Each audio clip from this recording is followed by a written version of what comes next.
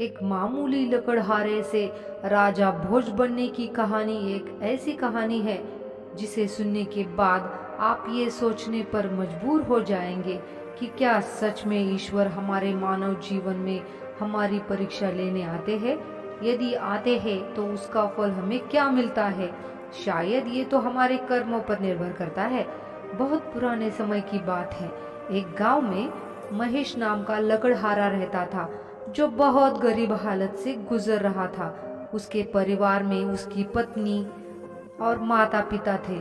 महेश और उसके पिता जंगल से लकड़ियां काटकर गुजर बसर करते थे। वे लकड़ियों को बाजार में बेचते, जिसके बदले दुकानदार उन्हें गुड़ चना देता। यही खाकर वे गुजारा करते थे। महेश की माँ लालची स्वभाव की थी।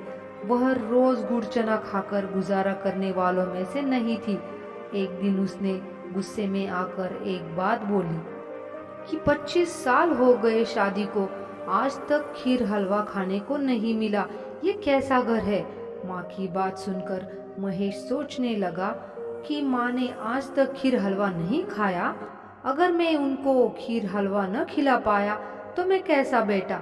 वो अगले दिन सुबह जल्दी उठकर तैयार होकर जंगल में लकड़ियां काटने चला जाता है।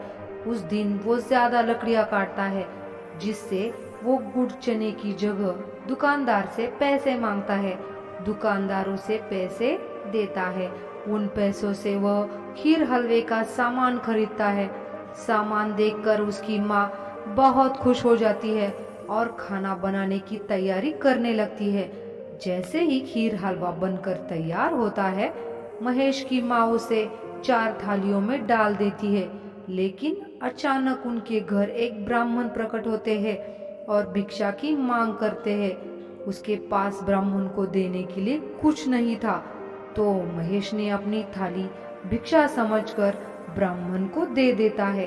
ब्राह्मण अत्यधिक प्रसन्न होते हैं, किंतु उसे खाने के बाद भी उनका पेट नहीं भरता।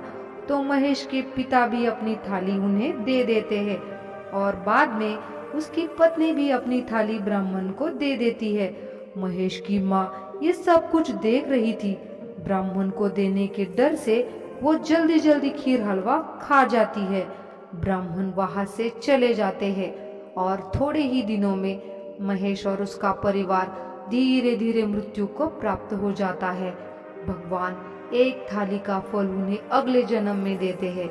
उन सब का दूसरा जन्म होता है। महेश अगले जन्म में राजा भोज बनकर जन्म लेता है।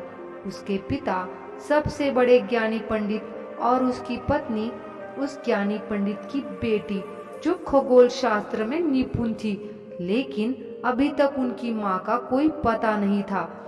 अपने आराम भरे और सुख सुविधाएं और धन संपत्ति को देखकर राजा के मन में एक ख्याल आता है कि पिछले जन्म में मैंने ऐसा क्या पुण्य किया था जिसकी बदौलत ईश्वर ने मुझे राजा भोज बनाया। राजा अपने आसपास के सभी ज्ञानी पंडितों और ब्राह्मणों को महल बुलवाता है और उनसे यही सवाल करता है कि मैंने पिछले जन्म में ऐसा क्या पुण्य किया था जिसकी बदौलत ईश्वर ने मुझे राजा भोज बनाया। सभी पंडित और ब्राह्मण राजा के नाड़ी शास्त्र वो जन्म कुंडली देखने का प्रयास करते हैं, लेकिन सभी असफल हो जाते हैं। उनमें से एक पंडित राजा को बताता है कि दूर एक गांव में बहुत बड़े ज्ञानी पंडित रहते हैं। केवल वही आपको पिछले जन्म के बारे में बता सकते हैं। राजा ये बात सुनकर अत्यधिक प्रसन्न हो जाते हैं। उस पंडित को बुलाने के लिए राजा भव्य समारोह का आदेश देते हैं। महल से उसके गांव तक लाल कालीन बिछाई जाती है। बैंड बाजों के साथ पंडित का स्वागत किया जाता है। जब वे पंडित महल पहुंचते हैं, तब ना राजा को और ना ही उस पंडित को ये पता था कि वो दोनों पिछले जन्म में बाप बेटे थे। पंडित सभी उपनिषदों में ज्ञानी था, लेकिन उसे नहीं पता था कि राजा पिछले जन्म से संबंधित सवाल करेंगे और ना ही वे पंडित पिछले जन्म के बारे में कुछ जानते थे। राजा ने उन पंडित से वही सवाल पूछा। पंडित में राजा को मना करने की हिम्मत नहीं थी, क्योंकि राजा को उनके और उनके ज्ञान के बारे में बहुत कुछ बताया गया था। तो पंडित ने राजा के सभी सवालों के जवाब देने के लिए 1 महीने का समय मांगा।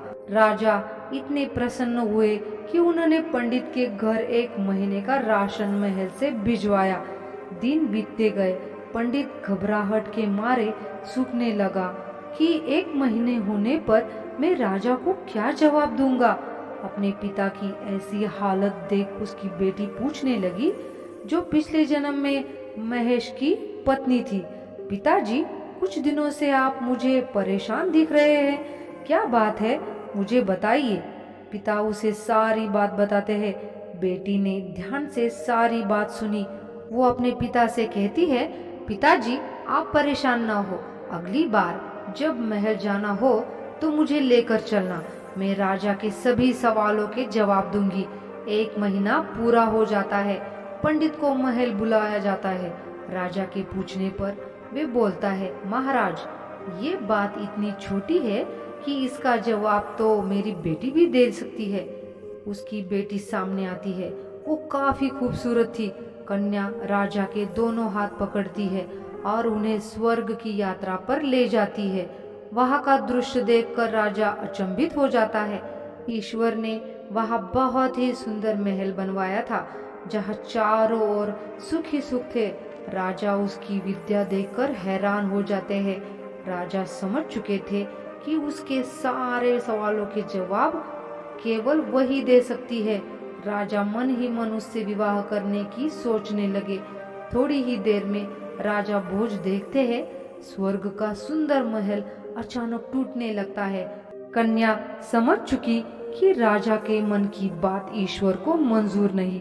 वो राजा को वापस धरती पर ले जाती है। राजा स्वर्ग के महल के बारे में कन्या से पूछते हैं तो वो कहती है, राजन, वह महल ईश्वर ने आपके लिए बनाया था, किंतु आपके मन में जब मुझसे विवाह करने की बात आई तो वह महल टूटने लगा, जो ईश्वर को मंजूर नहीं है।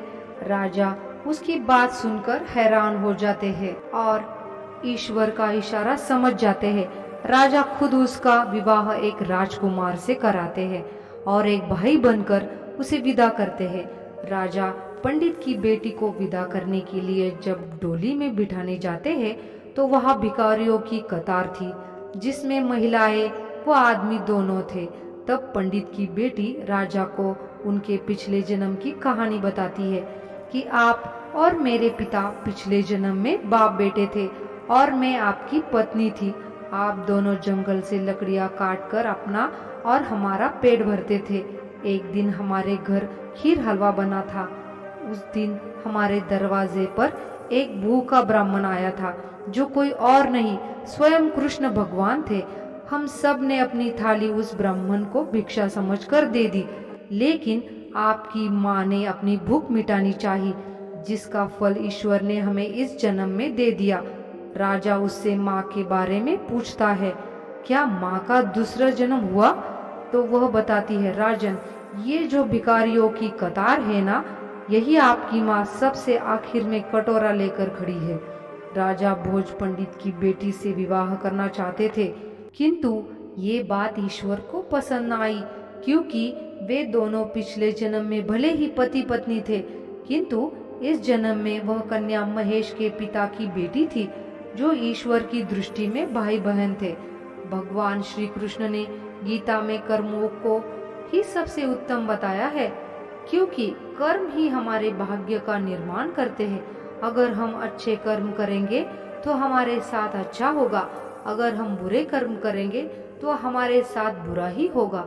इस जन्म में नहीं तो अगले जन्म में हमें कर्मों का फल अवश्य मिलता है। इसीलिए कहते हैं, कर्म के पास ना कागज है ना किताब है, फिर भी सारे जगत का हिसाब है।